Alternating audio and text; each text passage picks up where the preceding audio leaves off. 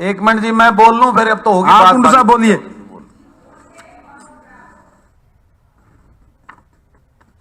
ध्यानाकर्षण सूचना संख्या 5 के द्वारा मेरे द्वारा 7 अगस्त 2021 को हरियाणा पुलिस सिपाही की भर्ती के लिए आयोजित करवाई गई परीक्षा का प्रश्न पत्र और आंसर लीक होने के बाद उसे एसएससी के द्वारा रद्द करने बारे इस महान सदन का ध्यान एक अति लोक हित के विषय की ओर दिलाना चाहता हूं कि जैसा आप सभी जानते हैं कि 7 अगस्त 2021 को हरियाणा पुलिस भर्ती के लिए आयोजित करवाई गई परीक्षा का प्रश्न पत्र और आंसर शीट लीक होने के बाद उसे एसएससी के द्वारा रद्द कर दिया गया। प्रदेश में प्रश्न पत्र लीक होने की यह कोई पहली घटना नहीं है। पहले भी इसके ऐसे करीब 28 से ज्यादा घटनाएं सामने आ चुकी हैं और अब तक हरियाणा को पेपर लीक में नंबर 1 का खिताब मिल चुका है पूरे देश के अंदर। तो सिपाही भर्ती में पूछे गए बेतुके सवालों को लेकर भी देश भर में प्रदेश की एचएससी का मजाक बनाया गया। उसमें जिस प्रकार के सवालात रखे गए आप सबने देखा होगा, उनका पुलिस उनसे अब कोई लेना देना कोई मतलब नहीं बनता था। तो लेकिन दुर्भाग्य है कि हर बार जांच के नाम पर सिर्फ खानापूर्ति की जाती है। पुलिस कांस्टेबल के इन 5500 पदों के लिए लगभग 8,39,000 युवाओं ने आवेदन किया था। यानी एचएससी के द्वारा लाखों बेरोजगारों युवाओं से करोड़ों रुपए की आवेदन फीस के नाम पर उसे ले गई और पिछले कई परीक्षाओं में भी ऐसा ही हो चुका है। हमारे बेटा बेटियां महंगी फीस चुकाकर कोचिंग लेते हैं और फिर पेपर लीक जैसी घटनाएं उनकी सारी मेहनत पर पानी फेर देती है। इस कुव्यवस्था से के इस माहौल में आज प्रदेश का युवा पूरी तरह हताश और निराश हो चुका है। दूसरी ओर बार बार पेपर लीक की घटनाओं को रोकने में सरकार पूरी तरह विफल साबित हुई है। इन घटनाओं से एचएससी के वजूद पर भी गंभीर सवाल उठ रहे हैं।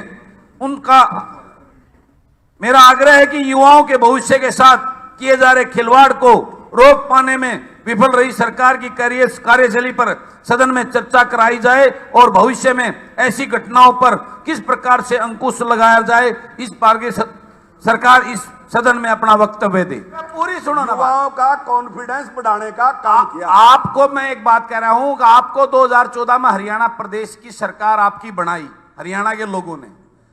अब तो आपको 7 साल हो गए हैं और आपने ये अच्छे अच्छे उपाय बताए कि आपने ये एचएससी में ये सब लेके आए। बहुत बढ़िया, मैं बधाई देता हूं आपको उसके लिए। अच्छी बात है। मैं क्रिटिसाइज करने के लिए ये मुद्दा नहीं उठाया मैंने कि मैं आपकी सरकार को या एचएससी को क्रिटिसाइज करने की। मेरा मुद्दा उठाने का मतलब ये है कि जो जिस प्रकार की घटनाएं हो रही हैं, जो पढ़ने वाले बच्चे हैं वो उनके ऊपर क्या बीतती होगी। वो इतनी मेहनत करते हैं और पेपर लीक करके एक बच्चा उनसे टॉप में आके नौकरी हासिल कर लेता है। तो ये विषय उस चिंता करने के लिए, हम क्रिटिसाइज करने के लिए। मैं ये बात कहना हूं, आपने बहुत अच्छा किया। हमने पता पिछले इनसे पहले वाले चेयरमैन थे, उनकी वीडियो रिकॉर्ड हुई, कोई बात नहीं, वो भी सारा प्रदेश जानता है, इसकी बात की कोई चिंता नहीं है। मैं आपको जो कहना चाहता हूं कि जो विषय है ये बगैर एचएससी के मिली भगत के नहीं हो सकता। बाहर वाले जो लोग, जो गलत लोग हैं जिनका आपने जिक्र किया, जो इस प्रकार का वो धंधा करते हैं अपना, वो यूपीएससी में क्यों नहीं हो रहा है उनका वो धंधा? वहां भी तो पेपर हो रहा है। यहां तो हमें चिंता इस बात की करनी है, माननीय मुख्यमंत्री जी को मैं निवेदन करता हूं, हमें चिंता इस बात की करनी है ये गोरख धंधा क्यों फल फूल रहा है। ये मैं वापस लेता हूं, गोरख धंधा वाली उसको मैं क्षमा मांगता हूं। वो ये गलत जो इस प्रकार की व्यथा जो चल रही है वो क्यों चल रही है, उसको रोकने के लिए, जो इस प्रकार की जो बच्चों के भविष्य के साथ खिलवाड़ हो रहा है उसको रोकने के लिए हमें जो उस प्रथा को चेंज करना है। यह आपको मानना होगा कि इसमें एचएससी के बगैर यह सब नहीं संभव नहीं है। और उसके लिए मेरी आपसे मुख्यमंत्री जी निवेदन है, क्योंकि जो हम कह रहे हैं बच्चों का जो हम बिल लेके आ रहे हैं उसमें सजा का प्रावधान है, उसमें 2 साल से 10 साल तक की सजा का प्रावधान है, 5,000 रुपए से 10 लाख जुर्माने का प्रावधान है। मैं आपसे एक निवेदन करता हूं, मैंने उस बिल को पढ़ा, 2 बार ही पढ़ा घर जाके। मैंने उसमें हम जल्दबाजी में कोई ऐसा वो ना कर दें जिससे हमारे आने वाले बच्चों का भविष्य का, क्योंकि बेरोजगार इतने हताश हैं, जब मार्केट में कोई चीज मिलती है नौकरी के लिए उसको वो प्रयास करेगा। हमारा पहला उद्देश्य ये रहना चाहिए वो मार्केट में वो चीज ही ना आए।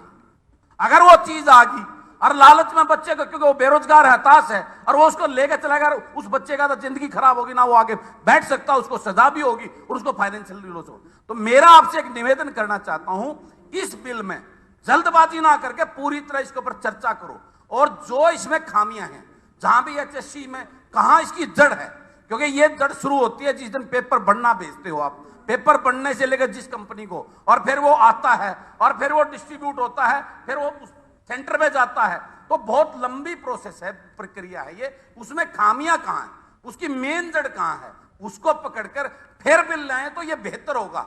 मेरा ये निवेदन है, बाकी आप समझे आप करेंगे, मेरा ये निवेदन। दूसरा मैं आपको जो कहना चाहता हूं कि जैसे 2014-15 में सरकार आई, उसके बाद 1-1.5 साल तक बहुत प्रशंसा हुई, तमाम जो है ना प्रदेश के लोग और बाहर भी जिक्र होता था कि जो भी एचएससी पेपर लेती थी या हमारी एचपीएससी पेपर लेती थी उसका तुरंत रिजल्ट निकाला जाता था, तुरंत उसके साथ साथ उसका इंटरव्यू लिया जाता था और इंटरव्यू लेने के अगले दिन ही रिजल्ट आउट होता था। इस बात की प्रशंसा होती थी, आप भी अपने स्पीचेज में इस बात का जिक्र करते थे।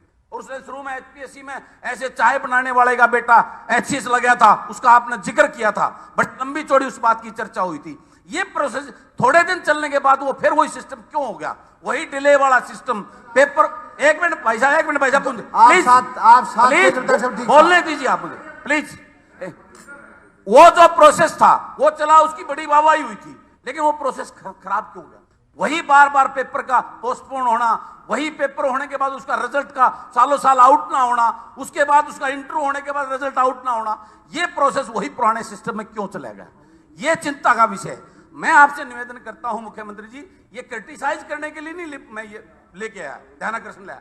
मेरा उद्देश्य सिर्फ इस बात के लिए है कि उन युवाओं के साथ में जो इतना एक गरीब, ज्यादातर देखो शहरों में पढ़ने वाले बिजनेसमैन के बच्चे तो भरते नहीं जो इसमें नौकरी के लिए, ग्रामीण अंचल के बच्चे ही जो इसके अंदर अप्लाई करते हैं और वही नौकरी में आने का वो करते हैं। उनके साथ जिस प्रकार का ये खिलवाड़ हो रहा है उसकी जड़ तक जाना चाहिए, और जल्दबाजी में हम कोई ऐसा कानून ना बना दें जिससे वो बच्चा, उसका अगर पूरी तरह वो कसूरवार नहीं है, कसूरवार वो है जिसने इस तंत्र को उसको वो करने का काम किया, जो डीपली जड़ है उसकी रूट। धन्यवाद कुंडू साहब। तो मेरा आपसे यही निवेदन है कि इसमें कमियां, उसके लिए मेरा एक सुझाव है मुख्यमंत्री जी, मैंने इसमें चर्चा की थी। जैसे हम ये पेपर है, आज 22 डिस्ट्रिक्ट हैं, हम इसमें अब एक पेपर आता है, हम इसमें 8-10 पेपर तैयार करवाएं, ठीक है, कॉस्ट बढ़ेगी सरकार के ऊपर, और उसको वो पेपर एक पेपर 2 डिस्ट्रिक्ट के हिसाब से भिजवाएं और उसको एलोकेट जो करना है वो सुबह पेपर के टाइम से पहले सारे के सारे पेपर सेंटर पे जाएं। वो देना कौन सा है वो 10 मिनट पहले सेंटर में पता लगे, तो मेरा ये मानना है ये लीकेज वाला सिस्टम बहुत थोड़ी इसमें कंट्रोल होने का वो मिलेगी।